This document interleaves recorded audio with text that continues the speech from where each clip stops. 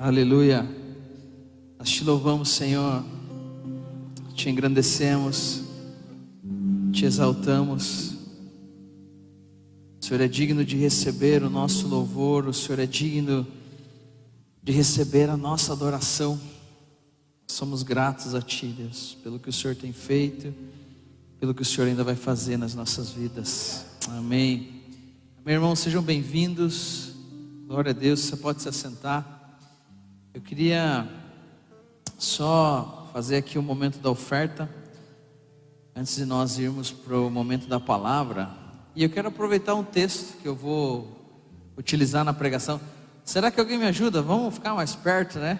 Fiquei aqui meio, estou me sentindo muito sozinho. Ô, Heron, chega aí.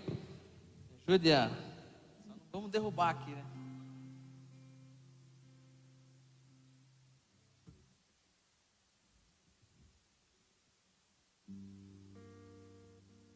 Pode abrir a Bíblia em João capítulo 12. Vai ler esse texto para fundamentar aqui nosso momento, a continuidade da nossa adoração, né? A oferta já começou faz tempo, né? Ou não? Faz tempo, né? Que nós estamos entregando algo ao Senhor. Isso é precioso demais. João capítulo 12, quando Jesus é ungido em Betânia. João capítulo 12, versículo 1, diz assim, que 6 dias antes da Páscoa, Jesus foi para Betânia, onde estava Lázaro, a quem ele tinha ressuscitado dentre os mortos. E prepararam ali uma ceia. Marta, como sempre, servia, e Lázaro era um dos que estavam à mesa com Jesus. Então Maria, pegando um frasco de perfume de nardo puro, muito precioso, ungiu os pés de Jesus e os enxugou com o seu cabelo. E toda a casa se encheu com o cheiro daquele perfume. Mas Judas Iscariotes, você conhece bem a história dos Iscariotes, um dos discípulos de Jesus, aquele que estava para trair Jesus, disse: por que esse perfume aí não foi vendido por 300 denários e o valor não foi dado aos pobres? Atitude bonita, né? Vamos vender o perfume e vamos resolver o problema de muita gente, né? Por fora, muito lindo, mas a gente sabe que Judas não era uma pessoa muito confiável assim, Jonatinha. Não dava para deixar a carteira perto dele, que ele gostava de surrupiar o dinheiro. E o versículo 6 vai dizer que ele disse isso não porque ele se preocupava com os pobres, mas porque ele era ladrão. E tendo a bolsa do dinheiro, ele tirava o que era colocado nela. Mas aí vem a resposta de Jesus. Jesus deixa que ela guarde isso para o dia do meu sepultamento, porque os pobres estão sempre com vocês, mas a mim vocês nem sempre terão. Você percebe que essa menina, essa moça, ela vem, aqui o texto diz que o que ela entrega, o que ela doa, o que ela dá, ele custa mais ou menos ali 300 denários, seria mais ou menos 300 dias de trabalho. Pensa comigo, essa moça quebra aos pés de Jesus quase 1 ano das suas economias. Um denário equivalia a 1 dia de serviço. Então naquela época você dependia desse trabalho diário. As pessoas eram jornaleiras, elas tinham que trabalhar, elas tinham que sair de manhã para encontrar aquilo que elas iam comer à noite, à tarde. E essa menina, eu não sei como ela fez isso, mas ela conseguiu juntar, e essa era uma forma de manter as suas economias. Hoje nós temos uma poupança no banco, você tem lá o porquinho que você coloca o seu dinheirinho. Naquela época as pessoas tinham que fazer algum tipo de investimento para preservar os seus recursos e para ter algum tipo de lucro, igual você hoje faz algum investimento pensando em lucrar alguma porcentagem daquilo que você tem ali, Você não quer colocar dinheiro na poupança, porque dinheiro na poupança é perder dinheiro, Então você quer fazer um investimento. Eles faziam isso, compravam alguma coisa, tinham algum tipo de bens, tinham algum tipo de joia, tinham algum tipo de perfume, como é o caso dela. Só que o interessante é que ela pega tudo aquilo que Não sei se eu posso falar que ela pega tudo aquilo que ela tem, mas ela pega uma grande parte daquilo que ela tem. E ela vai e deposita aquilo aos pés de Jesus. Sabe, o recurso dela, a economia dela, é colocado aos pés de Jesus. Então olha só o que a gente pode aprender com essa mulher. Mais para frente, eu não sei se ela está sendo profética, né? Mas mais para frente, o recurso da igreja vai ser colocado nos pés dos apóstolos. Eles não tinham CNPJ, conta no banco, né? Hoje você deposita, você não precisa jogar no pé do DH, por favor, né? Já pensou o DH entrando, você jogando moeda no pé dele? Os caras vão pensar que é um tipo, né? Já vão achar que isso aqui é uma seita. Hoje a gente tem uma conta, um CNPJ e vai tudo para lá. Mas o que isso quer dizer? Quando eu coloco algo aos pés, quando eu, como aquela mulher, quebra aos pés de Jesus, isso significa uma submissão, um reconhecimento. Estou reconhecendo que Ele é superior a mim. Da mesma forma como Abraão reconhece Melquisedeque e entrega os dízimos para ele. Você não vai entregar o dízimo para alguém que entre... Estou usando a palavra superior e inferior só para ficar mais fácil a nossa assimilação. Mas eu entrego os meus dízimos a Deus. Eu entrego a minha oferta a Deus. Eu quebro aquilo que eu tenho aos pés de Jesus. Eu trago o que eu tenho aos pés do meu Senhor. Isso significa reconhecer quem de fato Ele é. Isso significa reconhecer que as coisas não provêm de mim mesmo. Eu fico pensando, alguém economizar tanto como essa menina fez, e no momento derramar tudo aos pés do Senhor. Uma atitude bonita, né? Sei que ela é um extremo, e os extremos são legais, são bons. Mas pensa comigo, se a gente fizesse de um extremo, né, pegasse o princípio do extremo e transformasse aquilo em ordinário, e todas as vezes que eu viesse aqui, eu pudesse entender que o meu dinheiro não está caindo numa caixa, mas que o meu recurso está sendo depositado aos pés de Jesus. E que aquilo que vai, né, todo o empreendimento feito com esse recurso, ele vai ser feito para honrar o nosso Senhor Jesus. Eu acho que isso muda a forma como nós enxergamos a oferta. Porque não é só trazer algo aqui, mas é saber aonde eu estou depositando, e é nos pés do Senhor. E com esse coração correto, não com o coração do Judas, né, que queria se aproveitar, mas com o coração correto, com uma boa atitude. Então, nessa noite eu gostaria de convidar você a trazer algo e depositar aos pés do Senhor. Entregar algo para Ele, oferecer algo para Ele. Você sabe o que pode fazer. Acho que hoje não tem ali o Pix, mas com certeza o DH vai jogar ali no grupo da igreja as informações para quem quer fazer eletronicamente, né? E aqui está o nosso gasofilácio para quem quer fazer isso de forma direta, com algum tipo de valor em espécie. Ok?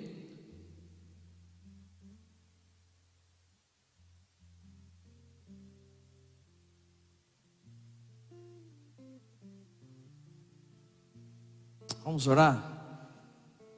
E agradecer a Deus por aqueles que colaboram, contribuem. Enquanto eu vou orando, você pode vir e ofertar. Senhor, muito obrigado pelo privilégio que nós temos, que é poder trazer algo aos seus pés. Obrigado pelo exemplo dessa menina, que mostra para nós que nós podemos entregar algo ao Senhor. Aonde o Evangelho é pregado, Senhor, nós ouvimos essa história. Aonde a sua mensagem é levada, nós ouvimos a respeito dessa moça. E nós pedimos que o Senhor nos ajude e nos dê esse coração. Nós não queremos, Senhor, olhar como Judas olhou, querendo apenas se beneficiar daquilo. Nós queremos olhar como Maria olhou, Senhor. Nós queremos fazer como ela fez, de forma desprendida, voluntária, de acordo com aquilo que foi proposto no coração, entregar, pôr aos seus pés a nossa oferta, como uma atitude, como um ato de adoração, Senhor. Que o Senhor nos dê graça, nos abençoe, para administrarmos isso, Senhor, em prol do Teu reino, em prol da Tua obra, em prol da Sua vontade, Senhor. É o que nós te pedimos hoje aqui em nome de Jesus, Pai. Amém e amém. Tudo bem, queridos. Agora eu queria pregar para vocês, de fato. Se você fosse comigo lá no Evangelho de Lucas, no capítulo 10, a partir do versículo 38. Lucas 10, 38.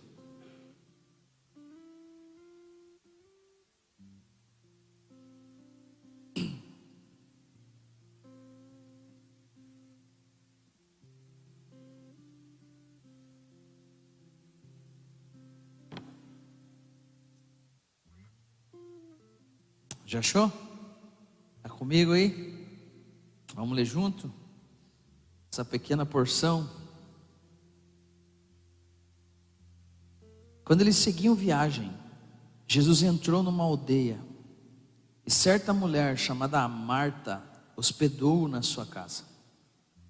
Marta tinha uma irmã chamada Maria, que assentada aos pés do Senhor, ouvia o seu ensino.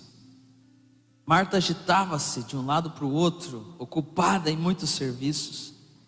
Então se aproximou de Jesus e disse: o Senhor não se importa com o fato de minha irmã ter deixado que eu fique sozinha para servir?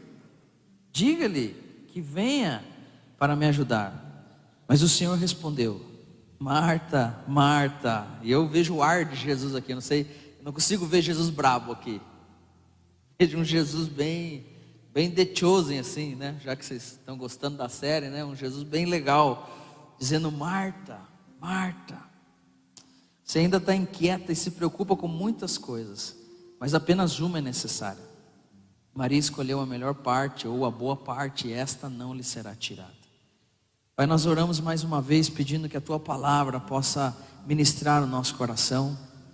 Eu oro e peço que o Senhor fale, Senhor, cada um de nós, apesar de mim, apesar, Deus, das minhas limitações e dificuldades, que o Teu Espírito fale de dentro para fora, Deus, que Ele ministre profundamente os nossos corações e que, em nome de Jesus, nós possamos ser tocados e ministrados por Ele, como nós precisamos da ministração do Teu Espírito, Senhor, enquanto nós ouvimos a Tua palavra.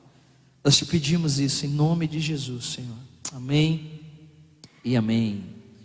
Muito bem, querido. Geralmente no começo do ano está todo mundo meio propenso a reavaliar a vida, né? É no começo do ano que nós assumimos compromissos, é no começo do ano que nós fazemos promessas, né? Aquela promessa, a mais famosa, não sei quantos aqui já prometeram que vão emagrecer esse ano, né? Você sentado na mesa lá, aquele monte de carne, comida, coisa arada, e você batendo aquele pavê depois e dizendo que esse ano você vai emagrecer. Vai dizer que você não pensou isso também? Eu fui o único. Esse ano é o ano que eu vou emagrecer. Essa é a primeira promessa que a gente faz quando o ano muda. E eu quero de alguma maneira aproveitar esse momento e falar sobre algumas coisas que podem ser algumas chaves para as nossas vidas. Algumas coisas que podem nos ajudar na administração desse novo ano que se iniciou, né, e que está aí inteiro pela frente para cada um de nós. E para isso eu quero usar esse texto. Sempre quando eu leio esse texto, né, um panorama ele abre aqui na minha cabeça e eu começo a ver algumas lutas que são muito corriqueiras, muito normais, que são comuns nos nossos dias. Eu vejo uma luta entre coisas que são dispensáveis e entre coisas que são essenciais. Eu vejo uma luta entre aquilo que nós podemos chamar de imprevisto e aquilo que nós podemos chamar de importante. Eu vejo uma luta no texto entre a disposição que muitas vezes nós dizemos ter, mas infelizmente a falta de disponibilidade que nós acabamos enfrentando no nosso dia a dia. E aí eu sei que você pode pensar muito mais, você pode pensar além de todos esses exemplos que eu te dei, mas uma coisa é fato, que nós vamos enfrentar essas lutas aí com força ao longo do ano. Nós vamos ser desafiados, nós vamos ser provados, E nós vamos ter que escolher se nós vamos abraçar os imprevistos ou o importante, se nós vamos abraçar o que não é essencial ou o que de fato é essencial, se nós vamos priorizar as coisas que Deus quer que a gente priorize, ou se nós vamos, como dizem aí os nossos olhos, se nós vamos seguir o baile e deixando que a vida possa seguir adiante da forma em que ela encontre a sua própria forma e maneira. O texto que nós lemos, ele fala de duas mulheres que representam dois tipos de pessoas. Pessoas que não deveriam viver distanciadas uma das outras, porque no final nossa oração vai ser um coração de Maria em um corpo de Marta, né? Ou uma atitude de Marta num coração de Maria, eu não sei, mas de alguma forma nós vamos ter que entender que nós precisamos juntar essas duas pessoas, para que nesse ano algumas coisas possam acontecer na nossa vida. É meio óbvio quando a gente olha para o texto que a gente leu, que a gente vai sempre automaticamente, pelo menos eu, talvez seja uma curva nisso que eu vou dizer, né? Mas é óbvio que geralmente a gente se parece mais com Marta do que com Maria, não é verdade? Quem aqui se identifica com isso? Eu brigo comigo mesmo, porque é muito mais fácil se envolver em um monte de atividade do que se envolver diretamente com o meu Senhor. Só que a gente tem que perceber que Marta, ela acaba se envolvendo com muitas coisas que acabam impedindo ela de escolher de forma consciente a melhor parte. Quantas pregações nós já ouvimos sobre esse texto? Eu já perdi as contas. Quantas vezes eu já preguei por eles, talvez seja mais vezes do que você já ouviu pregações sobre ele. É um texto bem conhecido. E sempre a gente vai ter pessoas que vão defender Maria. Por outro lado, eu já vi pessoas defenderem Marta. Mas eu acredito que a questão, quando a gente vem para esse texto, é muito simples. São pessoas reais, em uma situação real, que precisa ser administrada de uma forma real. Essa história está registrada no Evangelho para ensinar algo para nós, e a lição que ela nos traz é que Maria escolheu a melhor parte. Não importa como a gente queira se defender em relação ao nosso ativismo, o final, Jesus diz: Marta, Marta, Marta, você anda por aí batendo a cabeça com muita coisa, você está muito atarefada, você se encheu de compromissos, você não é 3 mulher. Isso fez com que você acabasse perdendo a melhor parte. Não significa que seja a única parte, porque Deus o livre só viver no meio da Maria, né? Deve ser uma coisa muito chata. Mas a gente sabe que é terrível também viver no meio das Marta, né? Quem tem uma mãe, quem tem uma esposa, né, que gosta de limpar, organizar, Deus o livre. Eu lembro da minha mãe, às vezes a gente canta alguma música assim, né? Fala uma música daquelas antigas, né? Mas por quê? Porque, cara, era todo final de semana ser acordado com aquele Master System 3 CD. Você lembra quando saiu o Carrossel? Você colocava 3 CD nele, apertava, ele girava. Aquilo era tecnologia de ponta na nossa época. E a gente acordava todo final de semana, de manhã, com aquele som no talo, com a minha mãe abrindo janela, arrancando o colchão, jogando tudo para fora. Por quê? Ela queria limpar a casa. Ela queria deixar tudo limpo e organizado. Mas a grande questão é essa: Maria acaba escolhendo a melhor parte. Vamos para o versículo 38, e eu quero ir conversando com vocês, versículo a versículo aqui nessa noite. O versículo 38 diz que, indo eles de caminho, entrou Jesus num povoado, e certa mulher chamada Marta hospedou na sua casa. Então Jesus, ele está numa viagem que se inicia desde o momento que tem aquele episódio no monte lá da transfiguração. E Jesus está indo em direção a Jerusalém. Ele entra num povoadinho e ele se encontra com uma mulher chamada Marta. Marta, Maria e Lázaro, só para a gente conectar aqui as histórias, eles são irmãos e eles fazem parte de uma família de amigos de Jesus. Então Jesus não está chegando na casa de qualquer pessoa. Jesus está chegando na casa dos seus amigos. O texto vai enfatizar Marta, porque com certeza Marta era a que organizava tudo. Marta era a anfitriã da família. Então automaticamente cabia a Marta receber Jesus abrindo a sua casa para o mestre. Só que é interessante, porque eu vou tentar dar uma defendida na Marta. A gente tem que lembrar de uma coisa aqui. Jesus, ele não está viajando sozinho. Não é só Jesus que chega na casa da Marta e Marta está apavorada em servir um arroz com ovo para Jesus. A questão não é essa. Jesus viaja com seus 12 discípulos e existe também uma grande possibilidade de ter mais uma pá de agregados junto com ele, que quer estar aonde Jesus está. Então, para a gente ter proporção do que está acontecendo aqui, é como se Marta estivesse administrando um pequeno evento. Eu lembro da Michelle, da Kelly, né, administrando as coisas e preocupadas com um monte de coisas que precisam ser consideradas na hora de fazer um evento. É mais ou menos o que Marta está passando. E pega coisa aqui, pega coisa lá, empresta a panela não sei de quem, e busca o laço vermelho não sei para onde vai. Sabe aquela coisa gostosa de se organizar um evento? É o que mais ou menos está acontecendo nessa pequena casa na qual Jesus vai se hospedar. Receber uma pessoa já gera trabalho. Agora imagine receber uma galera. Imagine ter um monte de pessoas para cuidar, para alimentar dentro da sua casa. Quando você lê o texto, você percebe que há muita disposição em Marta para receber Jesus. Só que na medida em que as coisas vão acontecendo, você vê que ela não tem disponibilidade para desfrutar, para aproveitar da sua presença. E esse aqui é um quadro muito comum nos nossos dias. Por quê? Porque nós temos disposição para fazer o que for por Jesus. Sim ou não? Vamos ganhar o mundo para Jesus? Vamos ou não vamos? Vamos ganhar esse bairro para Jesus? Sim ou não? Vamos viver para Jesus? Sim ou não?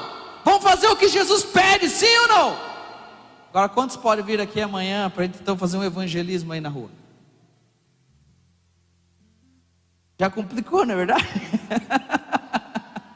Por quê? Porque nós reconhecemos a disposição que há em nós, mas infelizmente não são todos que vão ter a disponibilidade. Puxa, é que eu tenho que falar com o meu chefe, eu acho que ele não vai me liberar. Eu acho que essa não vai ser uma justificativa plausível para faltar um dia do meu serviço. Então nós temos muita disposição para fazer o que for por Jesus, mas na prática, a configuração das nossas vidas tira de nós a disponibilidade para fazer isso. E aqui nós estamos num baita de um problema. Porque de alguma forma, claro que eu usei um exemplo que é complicado, eu sei que amanhã não dá. Mas de alguma forma nós precisamos aprender a nos organizar. De alguma forma nós precisamos aprender a reconfigurar a nossa rotina, o nosso dia a dia, para contemplar, para dar um tempo para as coisas que Jesus pede para nós. Eu acho que essa é a primeira coisa que a gente precisa fazer nesse ano. Porque não tem como contestar a disposição do nosso coração. Eu não posso contestar a disposição do seu coração. Eu sei o quanto você ama Jesus, eu sei o quanto você está disposto a servir a Jesus. Mas se a gente não se organizar, mais um ano vai passar e a gente vai olhar para trás e vai dizer: puxa vida, não fiz nada daquilo que eu estava disposto a fazer. Não é engraçado, né? É uma coisa complicada. Eu não quero que mais um ano passe e que minha barriga cresça.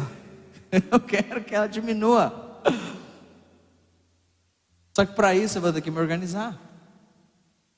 Para isso eu vou ter que trazer elementos para a minha rotina que não são muito agradáveis, né, Vini? Você vai ter que comer mais salada, vegetais. A vida é assim. Ela não é só feita da minha disposição, do meu desejo, do que eu quero. Ela é feita principalmente do quanto eu estou disposto a me organizar e agir em prol das coisas que eu quero alcançar. É assim que funciona. E aí eu olho para Marta e eu penso assim: puxa vida, talvez vários imprevistos aconteceram no dia e no momento em que Jesus estava ali na casa da Marta.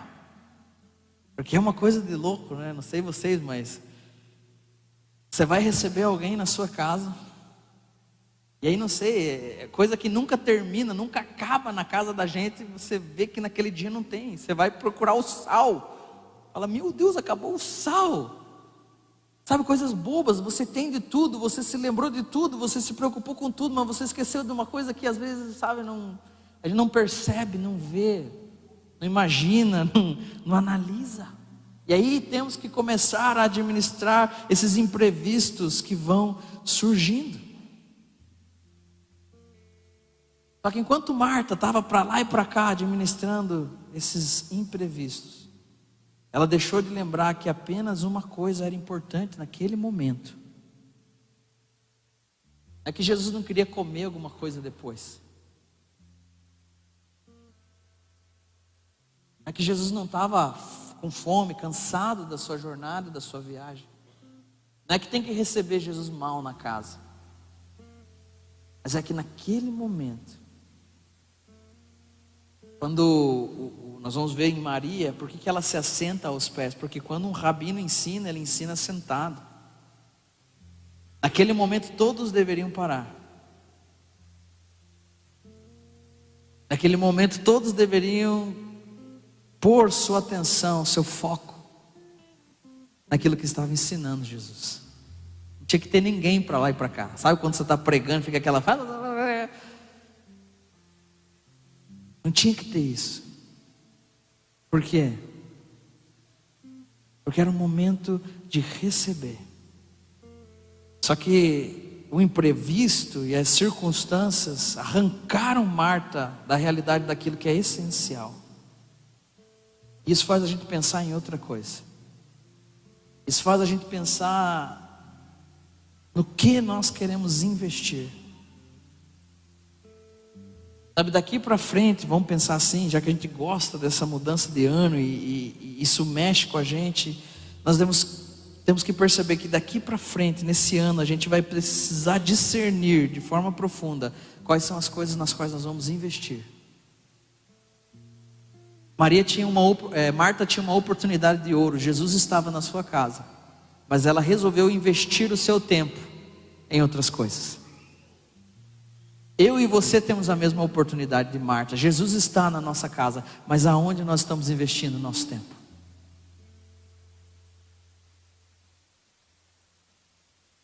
Estão comigo aqui? Faça alguma coisa para mim aqui. Digam aleluia. Cante, sei lá, só para mim ver que... Eu sei que às vezes o sermão é chato, mas... A mesma oportunidade que ela tem, nós temos. E aonde nós vamos investir nosso tempo? E aonde nós vamos investir nosso recurso? Aonde nós vamos investir nosso amor? Eu não quero mais viver a vida que nem uma barata tonta. Não sei se você quer. Eu não quero mais ficar daqui para lá, de lá para cá, e corre aqui, resolve lá, resolve aqui, resolve aqui. Senta no final do dia e percebe que não fez nada do que tinha que realmente fazer. Não que não tenha que socorrer alguém, não que não surjam coisas, mas o problema não é esse. O problema é que nós vivemos para as coisas que surgem e não por um propósito já estabelecido. E isso rouba o nosso tempo, nosso recurso. Isso nos rouba. Efésios vai dizer para nós que temos que ver prudentemente como vamos andar. Não podemos ser como nécios, temos que ser sábios. Precisamos redimir o tempo, porque os dias são maus. E nesse ano eu e você possamos redimir esse tempo. Porque eu não sei você, mas passou tão rápido, não é verdade? Não passou rapidinho esse ano? Quando a gente viu, a gente já estava comendo o peru de Natal de novo. Falei, meu Deus do céu. Esse vai passar também tão rápido quanto o outro. Só que como é que nós queremos chegar no final desse ano? Eu quero redimir o tempo. Eu quero andar de forma sábia. Eu não quero ser insensato. Eu quero conhecer a vontade de Deus, para que eu possa experimentar aquilo que Ele tem preparado para mim. Você vê que há muita disposição nessa Marta para receber Jesus, e eu penso muito em mim, né? A gente teve um trabalho na Costa Rica quando a gente recebia muitas pessoas. Às vezes as pessoas ficavam lá 15 dias com a gente, às vezes vinha 1, 2, 3, mas a gente já chegou a receber grupos de mais de 20 pessoas. E aí todas as vezes que essas pessoas iam chegar, que esses grupos iam chegar, cara, era uma trabalheira. Você tinha que arrumar a casa, você tinha que organizar a comida, você tinha que lavar os banheiros, você tinha que lavar forro de cama, sabe? Você tinha tanta coisa para fazer que a gente passava praticamente uma semana se organizando para poder receber os grupos de pessoas. E eu vejo que com Marta não é muito diferente. Parece que eu vejo ela fazendo todas essas coisas na casinha dela, com esse coração enorme, grato, pronto para receber Jesus. Só que quando Jesus chega, aí tem que mudar a chave. E já é um tempo de compartilhar, já é um tempo de comungar, já é um tempo de estar junto, já é um tempo de participar. Só que Marta, envolvida com o não essencial, administrando os imprevistos que surgem, acaba ficando sem disponibilidade de tempo. E ela não está disponível então para desfrutar da visita ilustre que tem, e ela acaba não tendo tempo com o seu mestre. É uma tragédia isso? Quantos de nós temos a Jesus? Essa é uma pergunta boa. Eu tenho Jesus na minha vida, você tem Jesus na sua vida. Agora, qual é a margem de tempo que nós passamos com Jesus? Mais ou menos isso que nós vamos pensar quando nós lemos esse texto. A gente faz tanto para Jesus, mas existem coisas que nós temos que fazer com Jesus. Com Jesus, pertinho dele, juntinho dele, conectado a ele. Então, por quanto tempo nós vivemos debaixo desse paradigma? Um coração cheio de disposição, mas pouca ou nenhuma disponibilidade prática para fazer aquilo que eu estou disposto a fazer. E eu penso que se o supérfluo nesse ano for nossa prioridade, se as coisas não essenciais, se o trivial for a nossa prioridade nesse ano, nós vamos deixar de investir naquilo que de fato é essencial. E sabe qual que é o problema disso? Isso tem uma consequência prática no nosso dia a dia. O problema disso é que a gente começa a se mover pelas coisas que acontecem. A gente só se move pelas coisas que surgem. Nós esperamos que surja alguma coisa no nosso dia para que a gente reaja àquilo que surgiu. Nós não nos planejamos antes.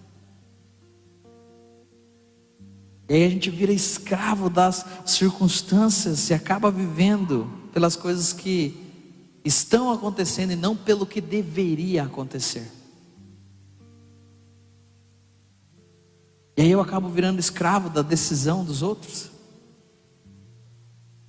porque alguém tomou uma má decisão e agora eu, que não tenho nada a ver com isso, tenho que ir lá resolver o problema do cara.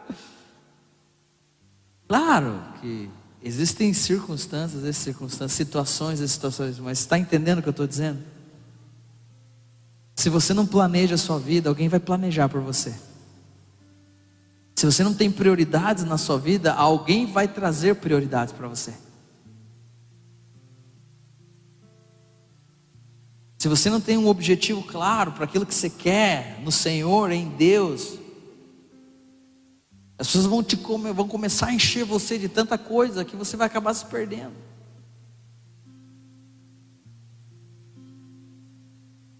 Sabe, eu fico impressionado com aqueles que se achegam diante do Senhor e Jesus olha para eles e fala: eu não conheço vocês. E qual é a resposta deles? Mas espera aí, no teu nome nós expulsamos demônios. Sabe, eles fizeram tantas coisas, tantas obras, mas o Senhor não os conhecia.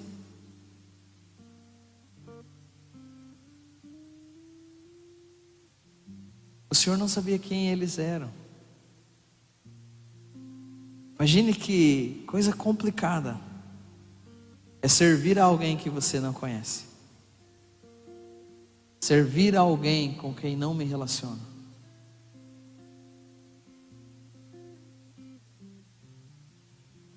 Por isso que o que impera muitas vezes, eu vou falar baixinho, na nossa fé evangélica brasileira é uma relação comercial entre nós e Deus.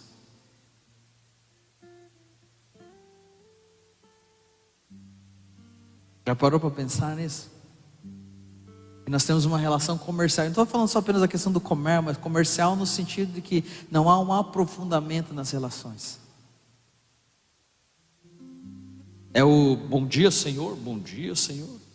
Como vai, Senhor? Sim, os relatórios estão na sua mesa. Não é aquela relação igual com um pai. Com um pai amoroso, com um pai que está perto, com um pai que se relaciona. Muitas vezes a gente se relaciona com Deus como se Ele fosse nosso chefe.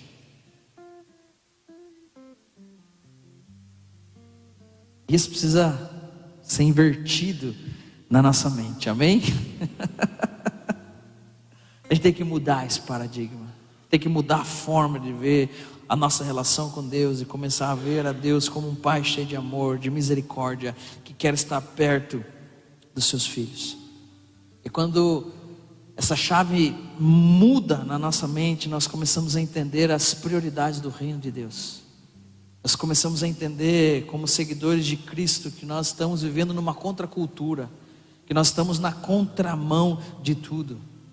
E nós vemos o valor que tem essa atitude de buscar, em primeiro lugar, o reino dos céus e a sua justiça, sabendo que as demais coisas vão ser para nós acrescentadas. Agora, qual que é o nosso problema, Rodrigo? A gente inverteu os valores, cara. Nós priorizamos a busca das outras coisas. Estamos buscando em primeiro lugar as outras coisas, porque no final das contas é complicado confiar em Deus plenamente no mundo no qual nós estamos. Então invertemos os valores, buscamos em primeiro lugar as outras coisas, e quando estamos satisfeitos com cada uma delas, se sobra um tempo, o que nós fazemos? Aí nós vamos buscar o reino dos céus e a sua justiça. Sabe, eu sou muito ruim, porque eu quero, Deus fala uma coisa e me dá uma promessa, e eu quero fazer o contrário. Falo, Deus me ajude a não inverter os valores do reino esse ano. Me ajude a não inverter as coisas com o Senhor nesse ano. Me ajude a não barganhar, mas eu não quero mais barganhar. Eu não quero mais. Sabe, existe um lado bom. Uma vez eu li um sermão do Spurgeon que falava sobre oração no livro de Jó. E ele usava o texto de Jó quando Jó fala que enche a boca de argumentos para falar com o Senhor. Em certo sentido isso é muito bom, quando você vem com a Escritura e vai levar e lembrar as promessas e fazer, como Isaías diz, fazer o Senhor lembrado das suas promessas. Isso é muito legal, mas é muito ruim quando os nossos argumentos estão baseados em nós mesmos, no que a gente pensa, no que a gente acha, no que a gente quer. Não é complicado? E daí a gente vai começar a reclamar de coisas que Deus vai dizer, mas espera aí, eu nunca pedi isso para você. Na verdade eu pedi o contrário.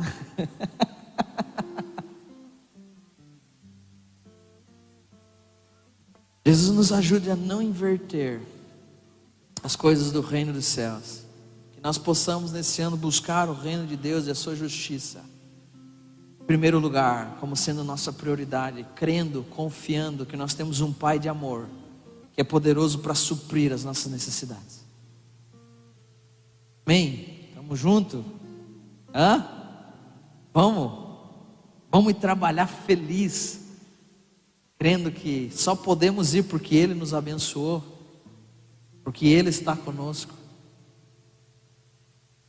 Vamos confiar mais nele do que na força do nosso braço.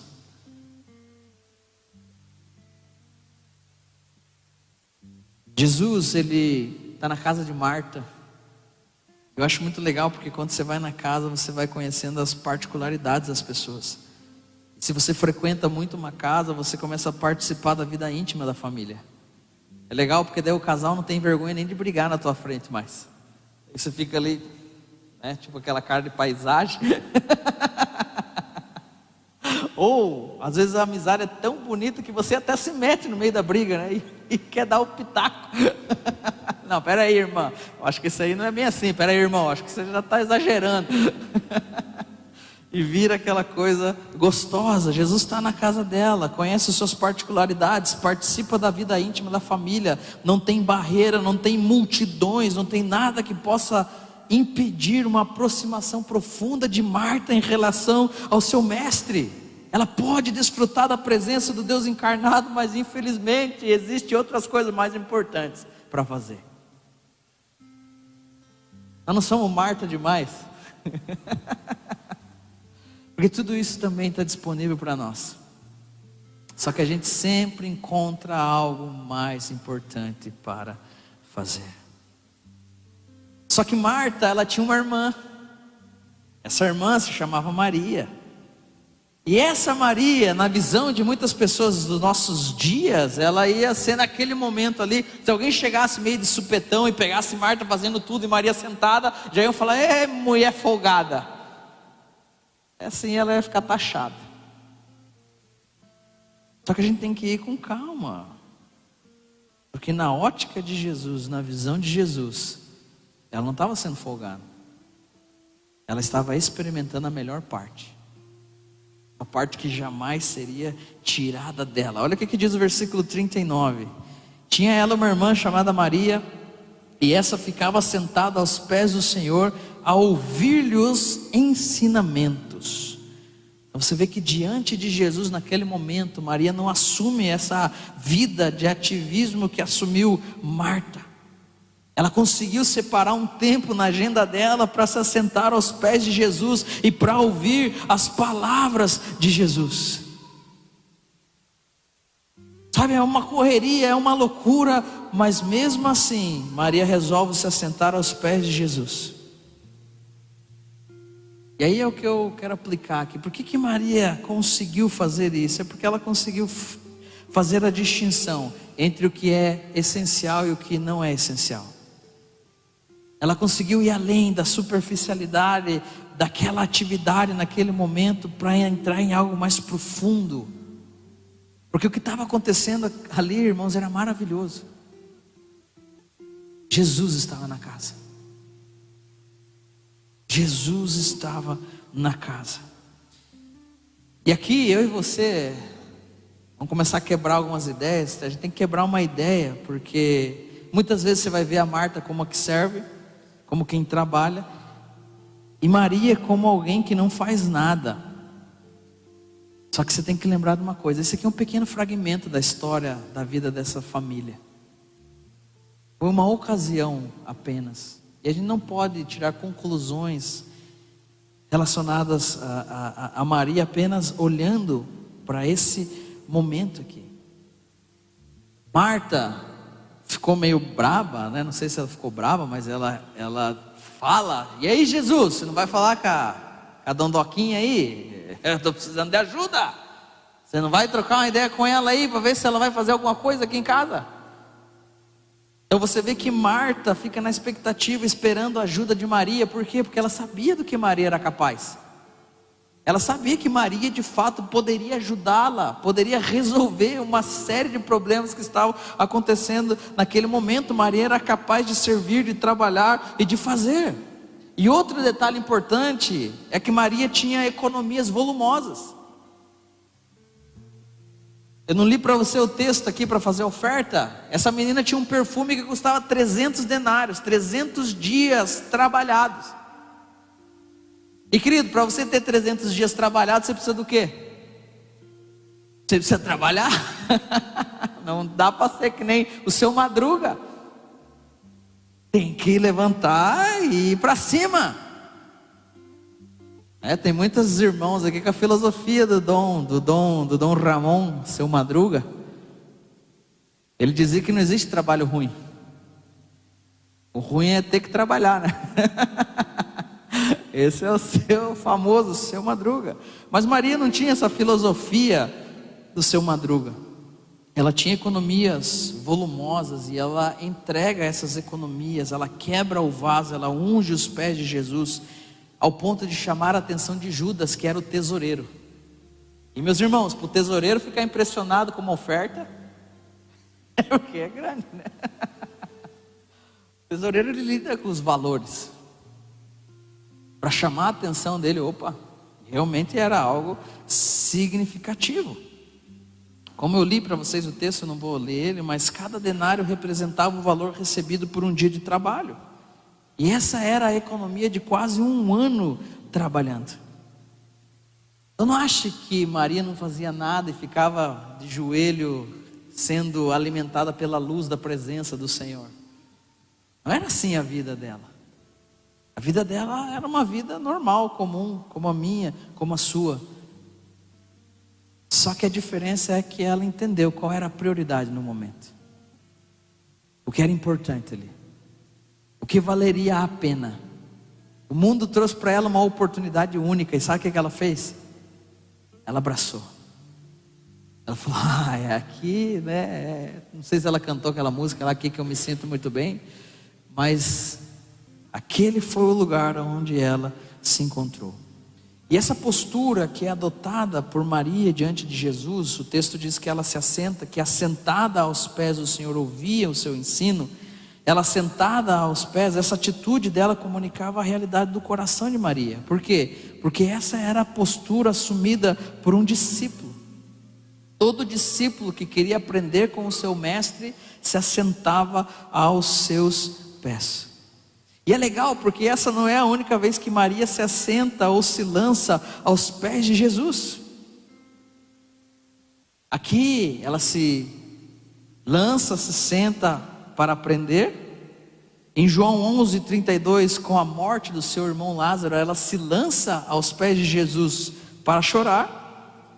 E em João 12, quando ela quebra aquele perfume caríssimo aos pés de Jesus, ela se lança aos seus pés para adorar. Você vê que a menina gostava de viver em prostração. Ela gostava de viver uma vida de reverência diante do seu Senhor. Ela gostava de viver uma vida reconhecendo, e não importava o momento, a circunstância, porque se era para chorar, chorava, se era para aprender, aprendia, se era para ofertar, ofertava. A gente pode aprender tanto com Maria aqui, porque às vezes a gente é do time de uma coisa só, no sentido de que só tem uma coisa para se fazer. Não, gente. Existe momento para várias coisas, para todas as coisas, mas em todas elas nós precisamos aprender a estar prostrado aos pés do nosso Senhor. Não importa a circunstância ou o momento, essa precisa ser a nossa atitude, estar prostrado aos pés do nosso Senhor Jesus. Estar aos pés representa submissão, representa reconhecimento. Muitas pessoas se colocaram dessa forma diante de Jesus, muitos vieram e se prostraram aos seus pés. Mas naquele momento, no texto que a gente está examinando, Maria estava ali por algo específico. Ela queria ouvir a mensagem de Jesus. Ela queria ouvir a palavra de Jesus. Ela queria ouvir os ensinos de Jesus. E como eu disse para você, o ensino rabínico, ele tinha essa configuração. O mestre pegava uma cadeira, né, e se assentava, e sentado ele ensinava. E seus discípulos, eles se assentavam aos seus pés. E a partir dali começava toda uma interação. Porque o ensino rabínico é bem diferente. É um ensino que há perguntas e respostas, há confronto direto. O mestre fala e quer ouvir aquilo que os seus discípulos têm a dizer. É bem rica a tradição, é bem legal. E Maria está ali. Só que tem um detalhe. Esse negócio de ser discípulo não era para as mulheres. Esse negócio de ser discípulo era só para os homens. Mais uma vez a Mariazinha está quebrando tudo.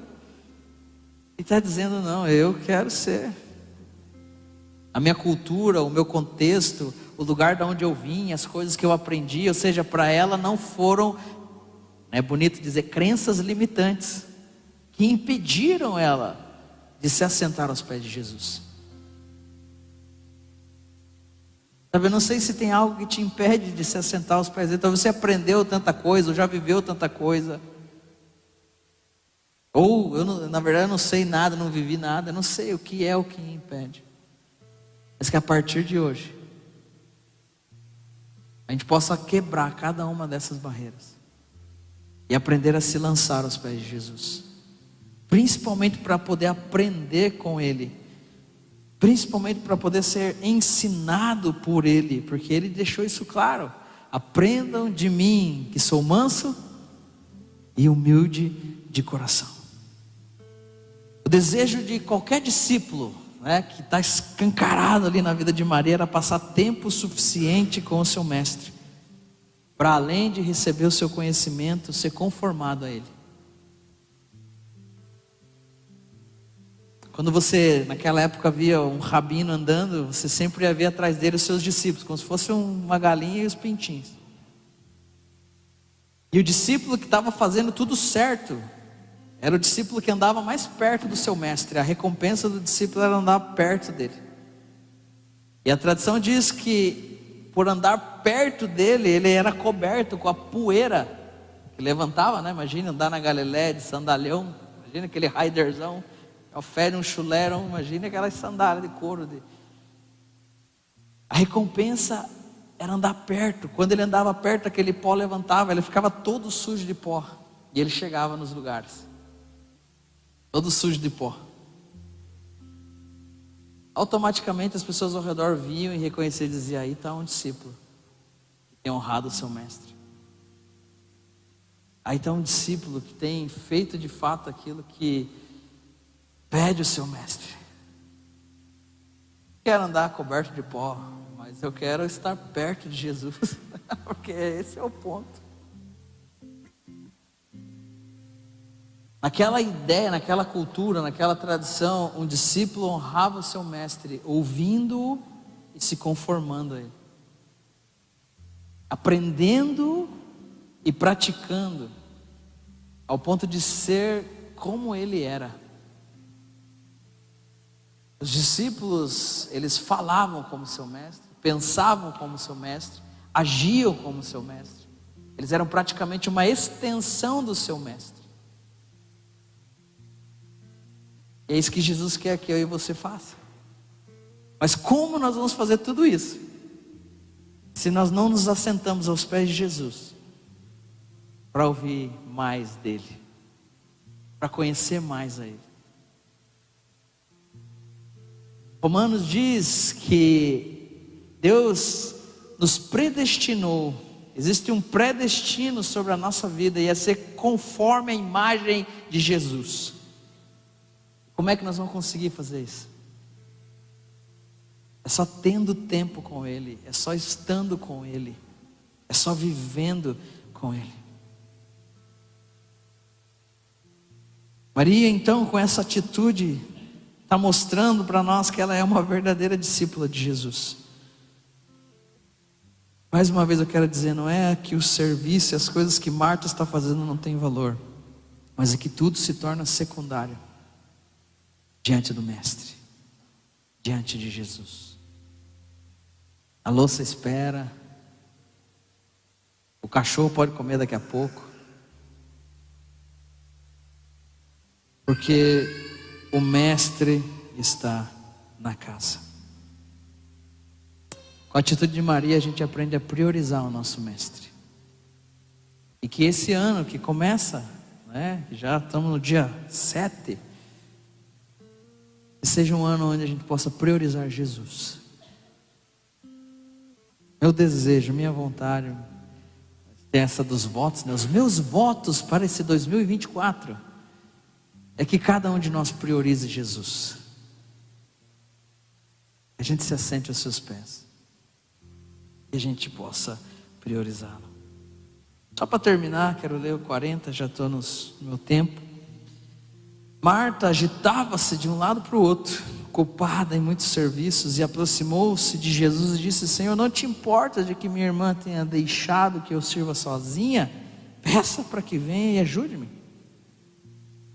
E respondeu-lhe o Senhor: Marta, Marta, andas inquietas e te preocupas com muitas coisas. Só que o que acontece? Pouco é necessário ou mesmo uma só coisa. Maria, pois, escolheu a boa parte, e essa parte não vai ser tirada dela. Essa parte não pode ser tirada dela.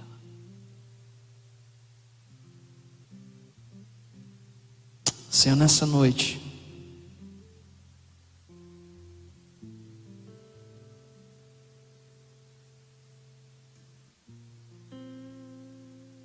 nós oramos e pedimos, ministra com profundidade o nosso coração. Nós entendemos o valor do serviço, do trabalho,